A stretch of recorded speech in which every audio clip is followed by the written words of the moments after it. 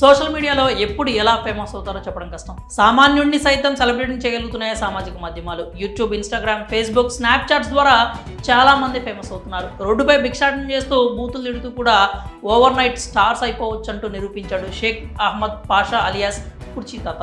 హైదరాబాద్లో కృష్ణకాంత్ పార్క్ వద్ద భిక్షాటన చేసుకుంటూ జీవనం సాగిస్తున్నాడు. అతనికి భార్య, పిల్లలు ఉన్నారు. ఆ కుర్చీ మడత పెట్టి అనే డైలాగ్ ఓ భిక్షాటన చేసే వ్యక్తిని సెలబ్రిటీ హోదాకు తీసుకొచ్చింది. దీంతో షేక్ పాషా కాస్త కుర్చీ తాతగా మారిపోయాడు. అతన్ని మరింత ఫేమస్ చేసేసాయి యూట్యూబ్ ఛానల్స్. దీంతో కుర్చీ తాతకు ఎక్కడలేని పబ్లిసిటీ వచ్చింది. ఇదే డైలాగ్ను మహేష్ బాబు, త్రివిక్రమ్ కాంబోలో వచ్చిన గుంటూరు కారం మూవీలో కూడా వినియోగించారు మ్యూజిక్ డైరెక్టర్ తమన్.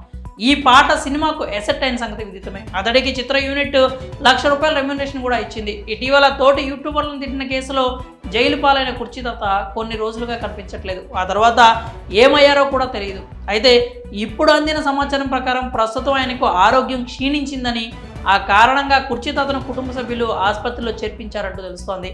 గాంధీ ఆసుపత్రి వైద్యులు ఆయనకు పరీక్షలు చేయగా క్యాన్సర్ అని నిర్ధారణ అయిందని, పరిస్థితి విషమంగా ఉన్నట్లు వైద్యులు నిర్ధారించినట్లు తెలుస్తోంది. కాగా ఆయన ఆల్కహాలిక్ కూడా కావడంతో ఈ వ్యాధి బారిన పడినట్లు తెలుస్తోంది. ప్రస్తుతం ఆయనకు వైద్యులు చికిత్స అందిస్తున్నట్లు వార్తలు వస్తున్నాయి. మరి కుర్చీ తాతకు క్యాన్సర్ అంటూ వస్తున్న వార్తలపై మీరేమనుకున్నారు? మీ అభిప్రాయాలని కామెంట్స్లో తెలియజేయండి.